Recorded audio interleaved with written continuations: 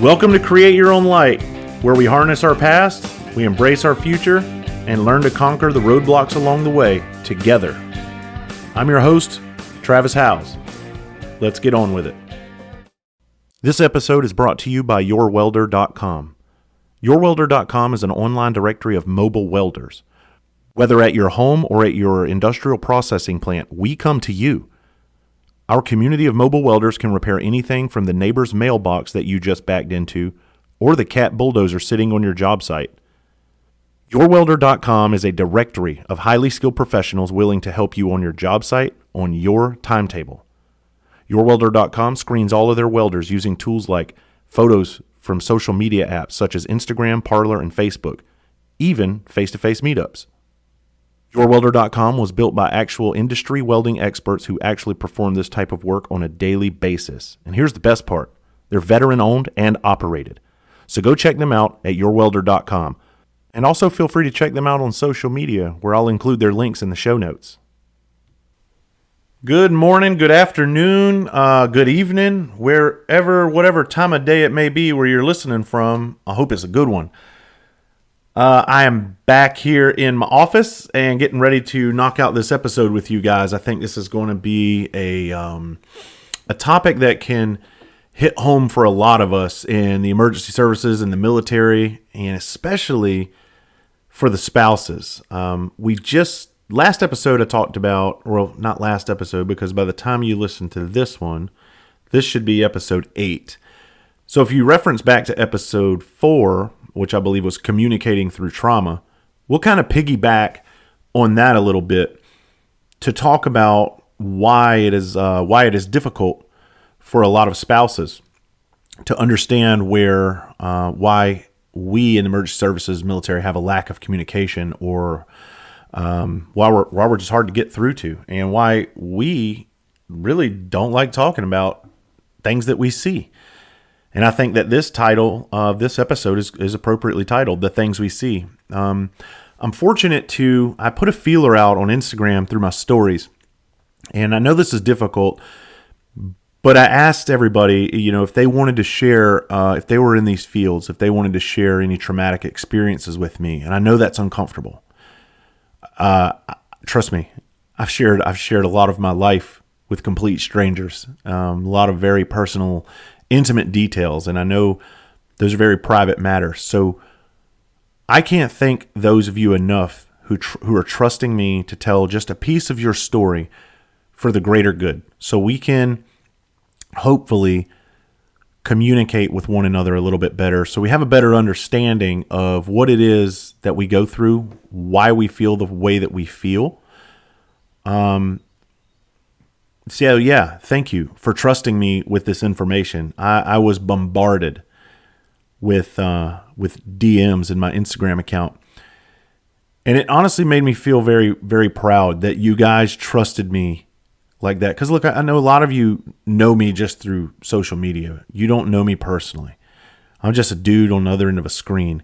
But for you to open up and tell me some of the things that some of you guys that told me, and I can't tell all of the stories, because like I say, if you've been listening to this episode, to my podcast anyway, long enough, you'll know I try to keep everything, relatively condensed, 35 minutes, 45 tops usually. So I can't tell every story, but I picked a few of them that impacted me, and I think that they're going to impact you as well.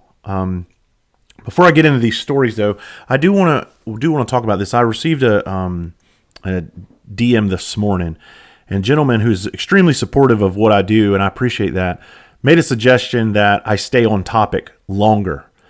He said that the information is really good, it's informative, but it's just too quick, and he would like to see me stay on topic longer, so they can get more info. And I get it, man, I really do. But that's not what I do here. And I explained that in the very beginning.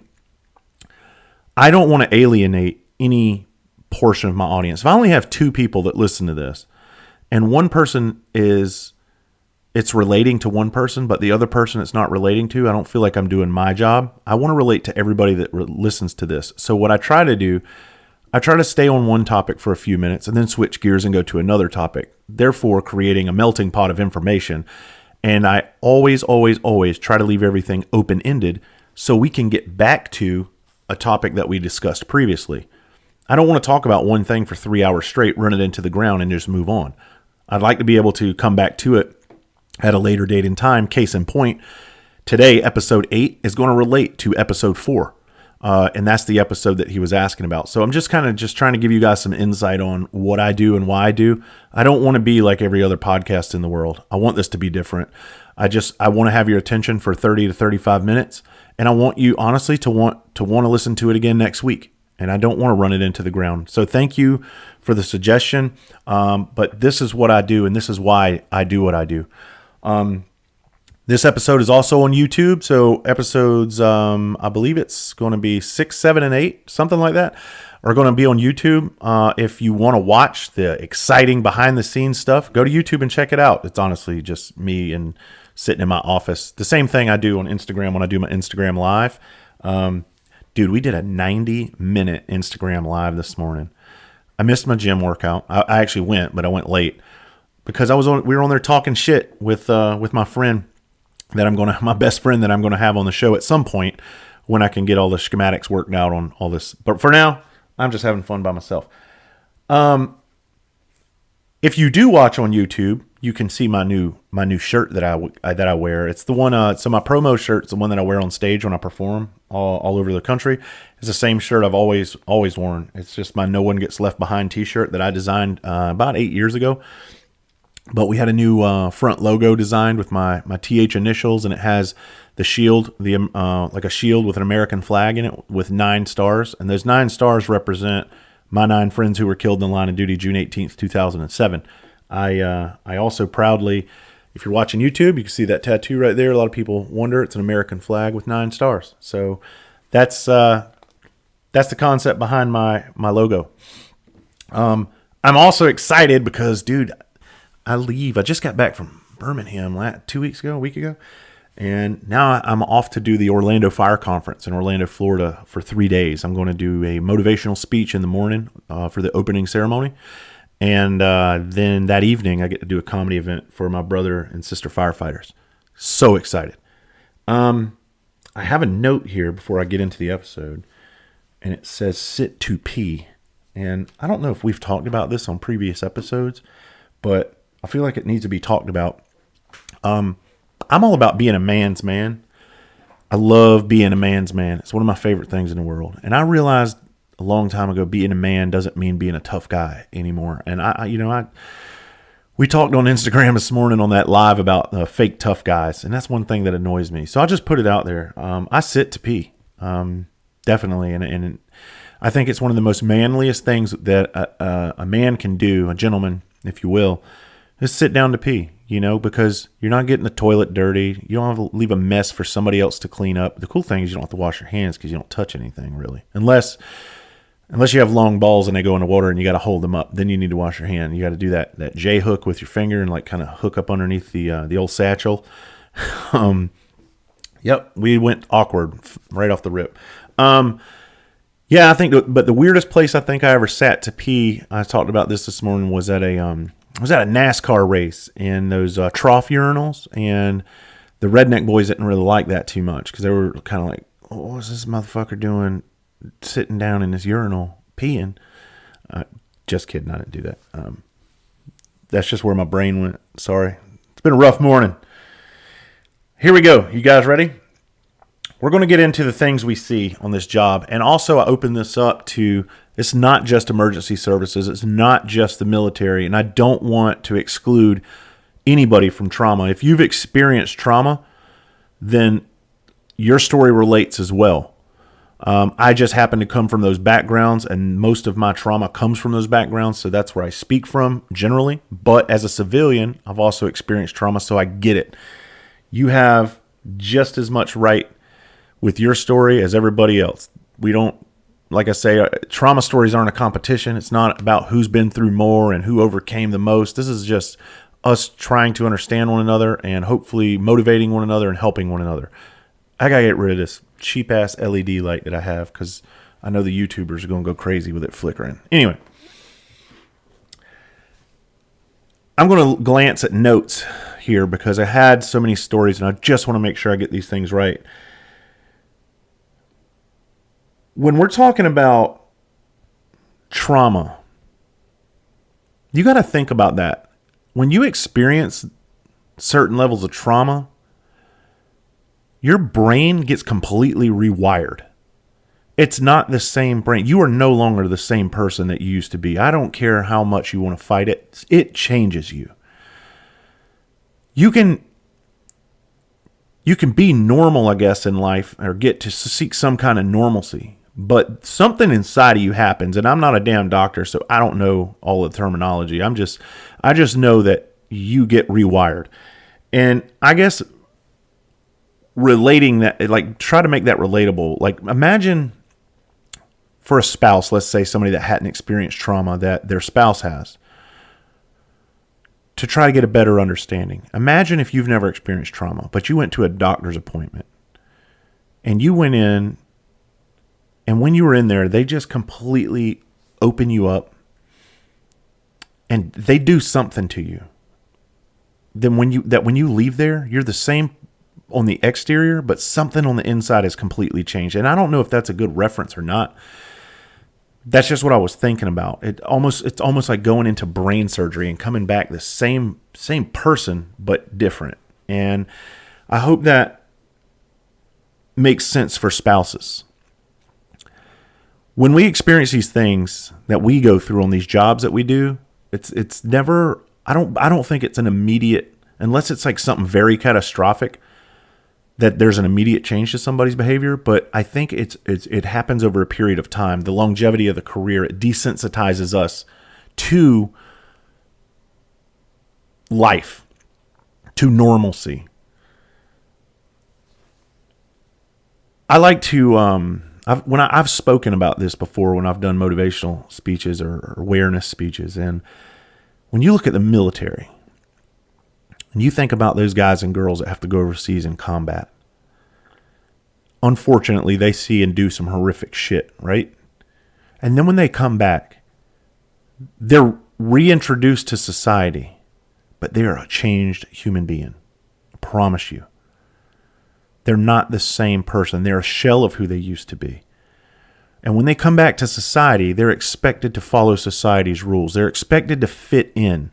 They're expected to be exactly who they used to be. And there's no acceptance with the change that has happened within them. It's like they're trained to fight. They're trained to kill. They're trained to do all these horrific things. And they go over there selflessly and sacrifice their selves, their mental health, their physical health. And they do that and they come back. And when they flip the fuck out on somebody at a party or a social gathering for being different. Sorry, I got a notification. They're not accepted. People don't understand it. Look, it's like look at a pit bull. And I'm not putting pit bulls down. I'm going to use this as a reference because I'm a huge dog lover. I love all dogs, right? They are that's my creature. But in general, when people see pit bulls, they think, oh shit. Okay, except pit bull lovers. Like, pit bull lovers will tell you the complete opposite. And that's fine. But look at the fighting dogs. All right, let's take that out of the equation. Let's look at the fighting pit bull. Let's look at those dogs the pit bulls, not the family dogs. Let's look at the pit bulls that were trained to fight. They were trained to kill. They were put in those scenarios in dog fights for years or months, whatever it may have been. And they were viciously killing people left and right, or killing other dogs left and right. And then when you take that dog, that same killer ass dog with that killer instinct, that's what he knows. And then you take him to the dog park and take him off the leash. What the fuck do you think he's going to do? He's not going to sniff ass. He's not going to get along well with the other puppies because they're not the same. They are the same creature, but they are completely two different fucking entities, I promise you. And that is what happens with these military service folks and or emergency services people who experience trauma on a daily basis. they're integrated back into society and they feel like outcasts. And I'm speaking from my point of view. I'm not speaking for everybody because I've certainly been there. I don't feel normal when I'm around other people who are not like me. I believe I've spoken about this. It's like I don't feel comfortable around social gatherings where there's doctors and lawyers and that's all it is, and there's nobody like me. I have fucking jack shit in common with these people. Nothing. But you put a bunch of military folks around me, you put a bunch of emergency services people, you put some fucked up civilians who have really been through some shit, and we can have great conversation all day long. And we probably won't even talk about the horrible experiences. It's just because our wiring is generally the same. We're wired differently than most people. And I hope that comes across correctly. Like I say, I could talk about this for 2 hours, but I don't want to run it to the ground because I want to get into some of these stories and talk about how these stories can completely rewire somebody. I actually just got chills because of the story that I'm going to tell. And this is a follower from Instagram. This supporter of mine is a dispatcher. And you know, we in the emergency services, we always get the praise. The dispatchers, they never get the praise that they deserve. They are the absolute first line of defense in all of this. And they're the first people that you come running to when you have a problem. The phone doesn't ring at the fucking fire station and we help you and we paint the picture for ourselves. You have to deal with a lady or a gentleman who's in an office, usually no fucking windows. They're in there for 12 hours at a time, taking multiple emergency calls, juggling those at one time, not getting to take lunch, not getting to take dinner breaks, nothing, because the fucking phones don't stop ringing and it's emergency after emergency after emergency. Okay? I can't explain how difficult that must be, nor would I try to explain how difficult that must be because I've never done it. I couldn't imagine. See, when we, the boots on the ground, the emergency services, when we're going to a call, the dispatcher is painting us a beautiful picture of what we're going into. Or they're trying to. And they're trying to use the person on the other end of the line to paint them a picture. So it's all getting relayed to us. Can you imagine how difficult that must be in an emergency situation where you can't see the person you're talking to? You can't be there to read their body language. You just hear screaming in the phone. And you're supposed to be able to help this person. I've never had to do that. Every emergency scene I've ever been on, I've been there hands on. I've been able to see whatever it is they're seeing. I've been able to grab people and push them back. I've been able to do that. I've never had to give a mother instructions on how to give CPR to her dead child laying in front of her. That's what the story I'm going to tell you is.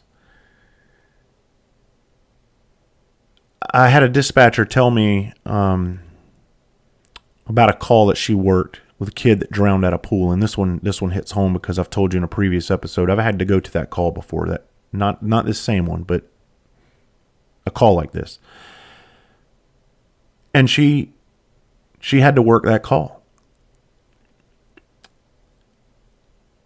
And how do you give instructions to a mother to give CPR to her dead child and try to keep her calm in the same token? There's a thing called fog of war in the military, emergency services. That's when all chaos is breaking out around you and you can't make clear, concise decisions because of the fog of war. Well, we don't have that luxury. We have to be able to make clear, concise decisions. Now, I think about that. I think about having to be in that seat, trying to give instructions to this lady. I've been on the phone with my dad. He's old school. He doesn't get technology. I have tried to give him instructions on how to check his fucking email, and I have lost my corn over on the other end. I mean, to the point where I wanted to hang up on him. And that's to check an email. Now imagine that chaos, that fog of war, trying to relay that message to that mother. I can't explain how difficult that must be. And then after this dispatcher's shift, she's a mother. And this isn't just one dispatcher. There's millions of dispatchers across this country who have done this. Then they got to go back home to their family. And they walk in the door, and the first thing they're met with, oh, and by the way, on that scene with that drowning child, there were siblings present in the background screaming. Which is why I tell you about this next point when she comes home to her family, and then her kids are acting the ass and getting out of hand, and they're screaming. She's not going to come home and tell them about that call, but what do you think that makes her brain do? It sends her right back to that call. And you start reliving that call. You can't escape it. You're in those emotions. So what does that mom do? She tries to go into the back and get a little peace and quiet for herself, probably, try to remove herself from the situation, and she can still hear the screams of her children. And now she's imagining her children, being that child. I'm telling you, you can't escape this shit. And then, away from her family, she's probably breaking down and crying in a fucking dark closet in the back of her house somewhere. And then she has to shake it off and wipe the tears off so she can go make dinner and appear normal. How do you communicate that with your fucking family? You can't do that. What if she tries to call a friend? Tells her husband, look, I just got to get away for a minute. I had a rough day at work. I'm going to step out of the house, go call my friend. And she calls her friend, and her friend has kids. And her friend's kids, now she's on a phone, just like she is at work. And her friend's kids are in the background screaming. Where do you think her mind's going to go? I'm telling you, you can't escape this shit. Spouses, you got to understand. We are changed human beings. But that's no excuse for us not to communicate with you. We have to, in the individual home, find a way to communicate with you. Because if we don't, all we're going to do is tear the whole family apart, tear the whole relationship in half. And that's not fair to anybody. Yes, we chose this line of work. We volunteered to do this, go into this profession. I think a lot of us, naively so, not realizing the depths of what we were going to get into and the things we would see. But it's there, and it gets us, and it gets a vast majority of us. Half the time, you probably have a spouse who's suffering, and you don't even know it because they will not talk to you about it. And that's not healthy, because at some point, they're going to need help. I promise you. I'm going to turn a page. I don't like you guys hearing me flipping pages and shit. So what I want to do now is I got a couple of I need to go to my Instagram inbox here. I'm going to try to do this without hanging up on the recorder. And I'm going to go to a story. Nope. Hang on. I got to click on this, guys. All right. And I'm going to tell you more stories like that. And we're going to get long-winded. This shit needs to be said. That's all there is to it. So I had a gentleman. He's a fireman. And I'm going to read what they sent in to me. I'm going to try. I might paraphrase some of it. Some of it might run on. I don't want to drown anything out, but I want to paint the picture for you. This gentleman wrote, my first traumatic experience on the volunteer fire department was on the first automobile accidents that I responded to. Where I used to live, there was a dangerous intersection that crossed a divided highway, and I used to live close to it. We were an all-volunteer department, so I was outside working in the yard, and I heard the squealing brakes and the thud of the vehicles crashing. Now think about that. He heard that happen. Or heard that happen. Excuse me. Didn't need to put a D on it. All right. So I was outside working in the yard. I heard the squealing brakes. I heard that happen. I knew what happened, and then my pager went off. I was the closest one to the fire station, so I got there as quick as I could. And when I got out, I got there within 5 minutes of the page going out. The chief directed me to go to the vehicle with 2 senior citizens in the car. The husband was driving, and his wife was in the passenger seat. Their vehicle was hit broadside on the driver's side. She was crying and kept asking how her husband was. She was covered in blood, mud, glass, you name it. He was dead. Above half of his body was ripped in half. So his upper torso was gone, okay? This guy just doing fucking yard work He's cutting grass now. All of a sudden, he's standing there in front of a dead guy with his wife next to him, covered in his blood, her blood, and his upper torso is ripped in half. If you've never been to an upper torso decapitation, it is horrible.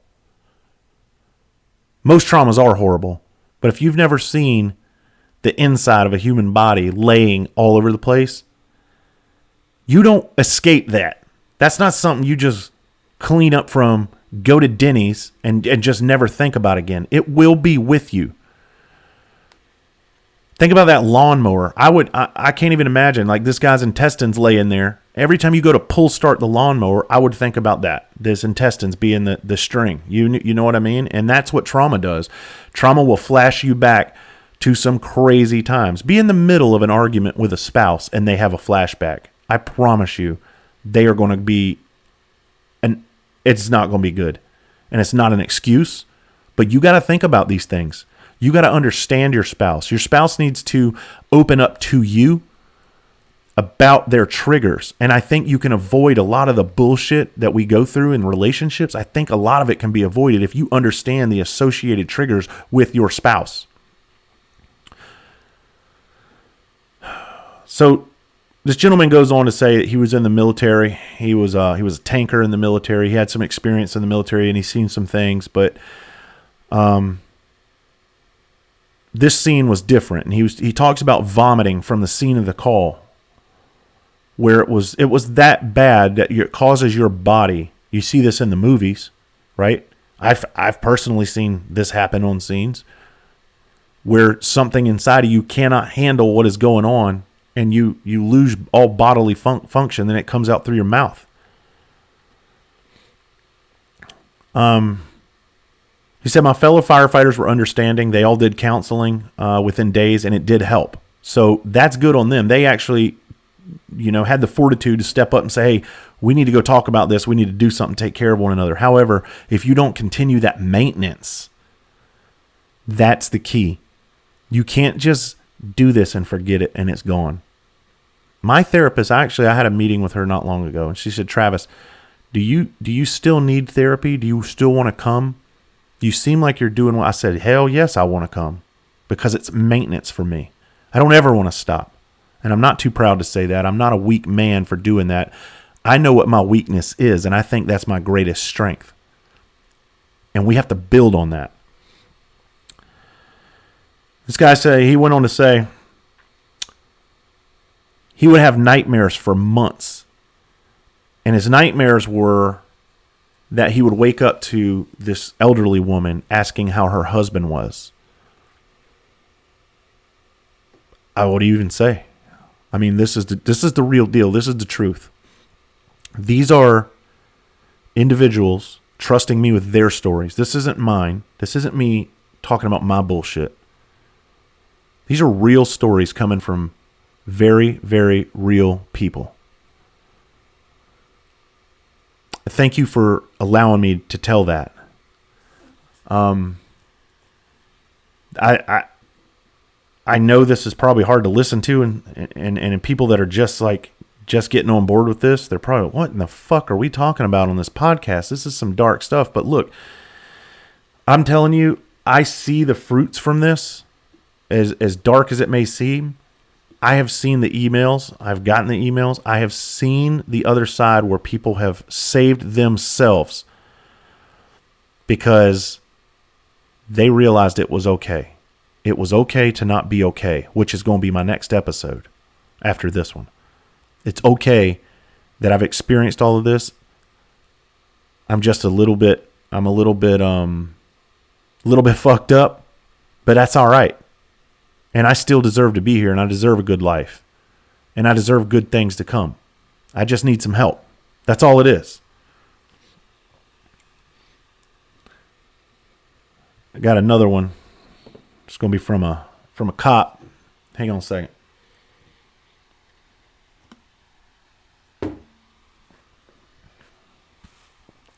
It's definitely going to be a longer episode.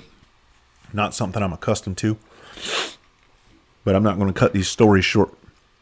I'm going to tell these stories. I got 3 more stories. including this one. Well, 3 with this one. This message was from a police officer. As you guys know, a lot of my followers and supporters are military and emergency services, and I love it. I couldn't think of a better group of people to be associated with. When working as a cop, I responded to a shooting call in this dope house in my area. A young girl and her boyfriend were in this house buying weed when the dealer got robbed. Robbers shot this girl in the leg at close range with a shotgun. Her leg was gone. When we arrived, she was crying in the floor, asking why she couldn't feel her leg. More blood than can be described. This was around 2008, so before tourniquets had made it back to the civilian side. She bled out on that nasty crack house floor crying, saying she just wanted her dad. It has never left me. I don't know this person from anything. This is another Instagram follower who I've never met, who wanted to open up a little bit and share a little bit about that story. And the second I read that, it gives me chills because I have daughters. And when you hear of a girl asking for her dad, I don't know if this gentleman has daughters. And if he does, I'm sure when he hears his daughter say dad and daddy, I guarantee you that triggers him in some way. And he has to manage his emotions and whatever's going on inside of him and whatever's changing him in that moment. I'm not saying it happens all the time, but I know my triggers and I know my daughters set them off a lot. And I am responsible for my reaction. And sometimes as a dad, I fail. And sometimes I succeed. But every fucking time I try. Every time. I tried to walk out of the house the other day when my daughters did something that triggered me. I tried to get out of the house. And I couldn't get out fast enough before they did it again. And it lit me off. And I turned into a fucking bomb. And I went in there. And I'm not proud of it. But I'm not perfect. But I'm transparent with you guys. And I went in there and I lit them up. And I talked to them in a way that when I walked out of there, I felt ashamed. I didn't curse at them. But I used a tone that I don't ever want to use with them again. And I thought about it. And immediately I went to the excuses. Well, they did this. I told them not to, blah, blah, blah, blah. And right then I stopped myself and I said, stop being a pussy and own your shit. You lost control. That's on you. That's not those little girls' fault. And it's true. I lost control. But that's what happens. I'm not a dude who has lived in a bubble his entire life and has never been exposed to shit. I'm a dude who is forever changed. And it's a constant battle that I fight inside of myself. And just like these first responders that have spoken out so far, it's a constant battle for them as well. To constantly have to control their reactions to everything around them, things that might set them off. You never know when somebody's holding the flame to the fuse of the person they're talking to. And it's a bomb waiting to go off. Got another one I'm going to read to you. All right, this one's another drowning, and I don't know if it's just because of the experiences I had that normally I wouldn't do two of the same, but I'm doing two of the same. Shit, it's my show. I produce it, right? This guy wrote, I'm a firefighter and paramedic for a small department in Ohio. We were dispatched to a local campground for a drowning, and when we got there, the kid was on the bank with a bystander with CPR in progress. We loaded the kid into our squad and took off for the ER. The whole time en route to the ER, I was working this kid, and I'm screaming in my head, damn it, not again. Which, think about that. Wait, you got to go to a call like this again? I mean, this is just one call of this gentleman's career. Just one. And it looks like he's been to multiple ones like this. We got a pulse back shortly before we arrived at the ER. The kid lived for a couple of days and then died. I struggled with that call, and I still do, if I'm being honest. I feel like I lost the kid, though I fought like hell to save him. I know that feeling. I know that feeling. I know what working a code, and a code is someone who is we're doing CPR on, okay, just for in layman's terms.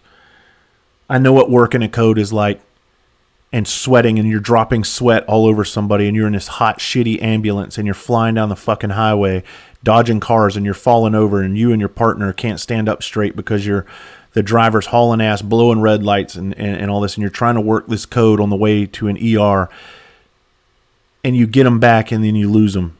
I know that.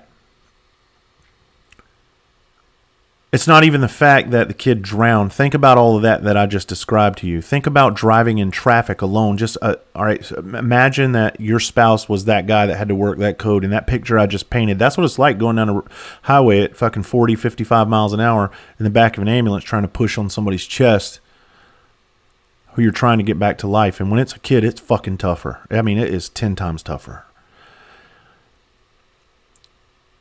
Now picture your spouse riding in a car with you, and you're making evasive movements in traffic or on the interstate, and you're just moving over left and you're moving over right. It's simple things like that. Now open your eyes. Think about that.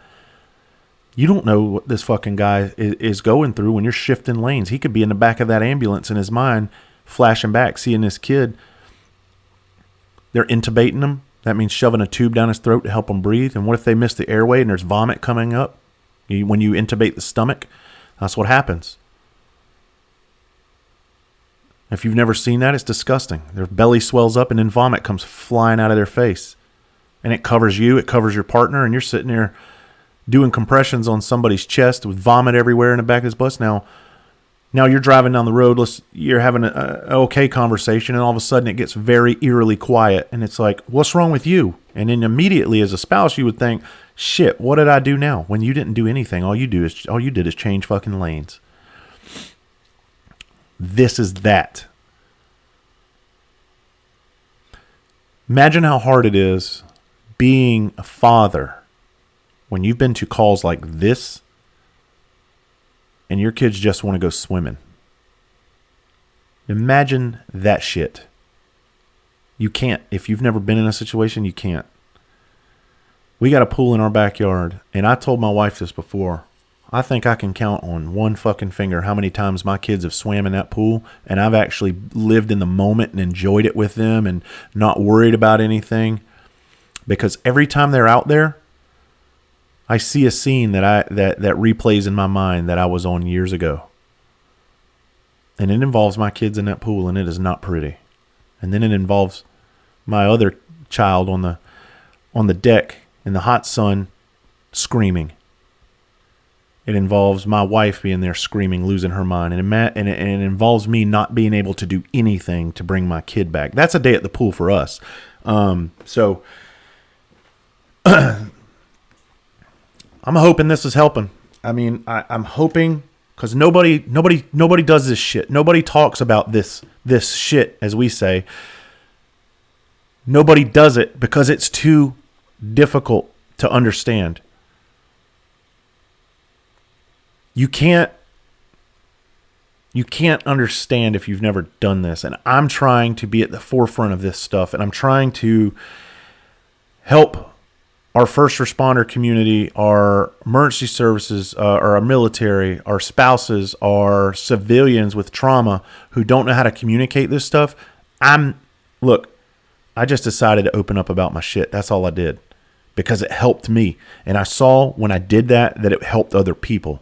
When I started doing motivational speaking, which led me to this podcast. And now I'm like, wait, there's a different forum to do this on. Fuck you, COVID. You're not going to stop me from helping people. You're not going to stop me from trying to keep a gun out of some first responder's mouth because he feels or she feels like they don't have anywhere to turn. They don't have anybody that can understand them. Fuck that. Come here. We understand one another. We get it. Lean on me. If I can't hold you up, I'll fucking grab some support from around me and we'll fucking hold each other up. That's just how it works. I'm going to flip another page and I'll tell the last story that I wanted to tell on this. This is a tough one, man. It's hard to think about. I never experienced this. So me trying to tell this story is just thank you for, you know who you are. Hang on. Thank you for trusting me with it. I can't say that enough, because getting to tell a piece of your story is I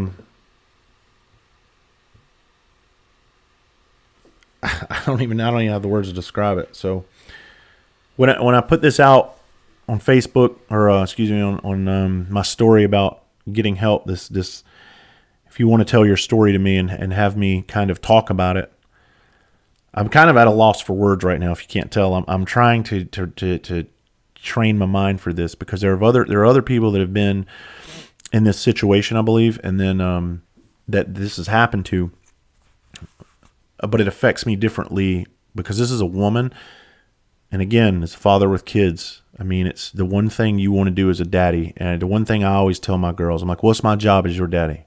And they say to protect us, and that's it. If I fail at every fucking thing else, that's the one thing I want them to know. I'm here to protect you. And the shitty thing is that I know one day I won't be able to, and it's outside of my hands. At some point, I'm going to leave this earth. At some point, they can't be by my side at all times. They just can't. And that's the sad part. Because this is a fucked up planet, fucked up earth we live on, but there's many, many beautiful things. I don't want to paint it like it's this horrible, horrible place, but there's a lot of bad out there, and that's why I wish that I was never exposed to a lot of the things I was exposed to. But then in the same breath, I say that I'm glad I had the experiences in life that I had, because it made me who I am, and it put me right where I need to be, doing what I feel is my purpose. I'm going to try to read this to you. The story, there was so much to it that I had to paraphrase it. So this lady, she's a grown woman now, but she told me when she was 11 years old, she was molested by her neighbor. She didn't get into the details of what happened, and that doesn't, honestly, it doesn't matter. It doesn't matter if it was, it does matter, but for the sake of this, I think we've said enough. By a fucking neighbor molested an 11-year-old girl. That should be enough. She said that he held a gun to the back of her head and threatened her.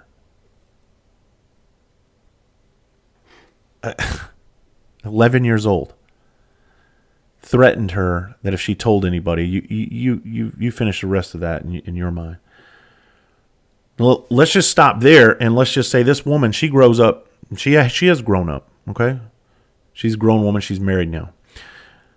Now imagine her never telling you that story as her spouse. Because a lot of times it's, how do you fucking tell somebody that? And then me, I'm a gun guy. I like guns. I like going shooting. What if I looked at her while we're dating and I was like, hey, and I held my fucking pistol up and was like, you want to go shooting? I don't mean anything by that. Think where that immediately would send her. Now she's got to control her reaction, just like I spoke about earlier, to me. She's responsible for however she reacts to that. And her response to me can dictate how the rest of the conversation goes, which could send it into a awkward spiral and into an argument. I mean, it could immediately change her mood and she could shut down and not want to have anything to do with me. I mean, these things happen. That's why this communication is so important, and it's okay, like I say, to not be okay. It's okay if something happened to you. It's okay. You can talk about it. You can take that weight and use it to strengthen yourself, not to drag you the fuck down. I'm telling you. She said I asked her, I said, well, what were some of the triggers from that? And she said that she was afraid of male teachers from that point on. Think about that at 11 years old. She goes to school from 11 to 18. And if she had any male teachers, it fucks up her education. Because while in class, she's worrying about that. She's flashing back to that moment, thinking about that man that took advantage of her. And now her schoolwork suffers for it. And later in life, I've never met this young lady. I don't know her situation outside of this. But what if something like that affected her from getting the grades that she needed to get to go on to pursue other things she may have wanted to pursue at such a young age? Trauma. It's a crazy animal. She said later in life, she was harassed by the owner of the company that she worked for. He came up and he grabbed her in the crotch and grabbed her in the breasts. And then she started questioning herself as a grown woman. She started questioning what she did wrong to warrant these things happening to her. And that aligns with survivor's guilt. So I can't speak about her situation. But I know what survivor's guilt is. I've lived with that my entire life. Or for a greater portion of my life, I should say. She said she doesn't leave the house much anymore because of the anxiety she has towards society. And I get it. And that's what we do. We shelter in place a lot of times, trauma people, because you don't want to be around what you know is out there. Because you now are unexposed or exposed to the public, and you no longer have that bubble protecting you. Your bubble has been burst. And the real world is out there slapping you in the face, and you don't want any part of it. Trust me, I've been there too. Shit, I still live there.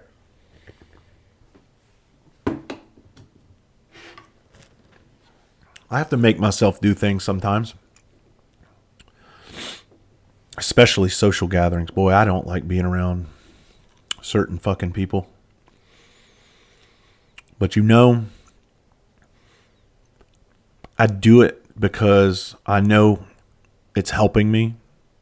And if I stay in a certain mindset for too long, that's how I'll become. And I'll stay that way. And eventually I'll just cocoon into my fucking tool shed and I'll never even see the light of day again. So that's why, even though I'm not comfortable in a lot of places, I still do it. I believe in being comfort. I think there's so much growth in comfort. And I'm not afraid of it. And although I may not be comfortable, I'm not afraid. I still go because I guess I'm more afraid of not living my life the way I want. I'm more afraid of becoming a sheltered individual. I'm more afraid of not waking up every day and enjoying every minute that I have on this earth. So that's why I go do the uncomfortable. I stay in social circles and social gatherings, not because I want to be there, but because I know if I over time, if I stop doing it, that's exactly what's going to happen. I'm going to be a lonely old man in my fucking tool shed, losing my shit. And I don't want to be that. I'm going to be stronger for what has happened to me. And so should you.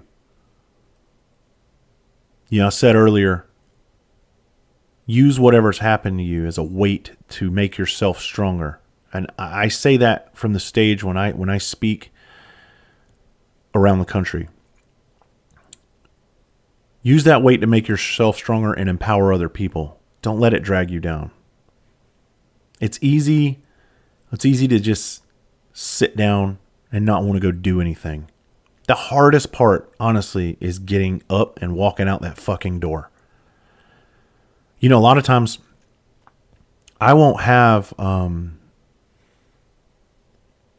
the answer for whatever it is I want to do today. And I rack my brain, I need to do something. I need to do something. I need to do something. And if I sit there too long thinking about that without putting an action into place, without just getting up and leaving, my whole day becomes that. And it's depressing. Then you end up sitting around the house. And then you end up in your thoughts. And that's the worst place to be. So what I do to combat that is the second that I recognize that I'm doing that, I get dressed and I walk the fuck out the door. keys in hand, and I get in the car and I go. And I don't even know. Half time, I'll end up on the other side of the county, walking through a park somewhere, exploring a place I've never been. Shit, I've went to Popeye's Chicken before just because it was something to do and to get out of the house. I don't know why the Popeyes reference, but like I say, I don't edit and I don't think about this stuff. I hope this episode was informative. I think it was. It actually gave me chills. I'm going to read something out of my book real quick. I have a little bit of time left. I don't want you to hear pages, but I'm going to talk about one more thing with emergency responders. And you know what? I'm not even going to read it. I know the fucking story. I'm going to talk about how just the adrenaline dumps from what we go through, how exhausting it is, physically and mentally. And then you got to take all that shit home, that compound stress and trauma, and take it home to be a normal, productive citizen. You ready? So one shift on Christmas Eve, we were working. And we had multiple calls throughout the day. It was a busy day. But at nighttime, that's when we want to rest, right? And I don't remember the time. The times are in my book. But we go to bed.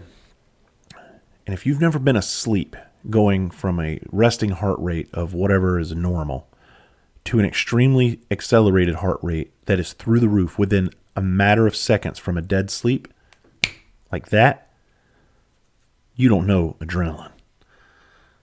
So when that bell goes off in the middle of the night, boom, you get rocked to go to a call, and you run out within seconds. You're dressed, you're in your rig, you're hauling ass, lights, sirens, you're fucking going. And then within minutes or within seconds after that, your battalion chief comes over the radio and tells you that your unit is not needed to go ahead and return to quarters. So that's what we do. It's the middle of the night. We back our truck back in. You go back in the bunk room. You get back in the bed. Usually takes a while for that adrenaline to wear off so you can fall back asleep.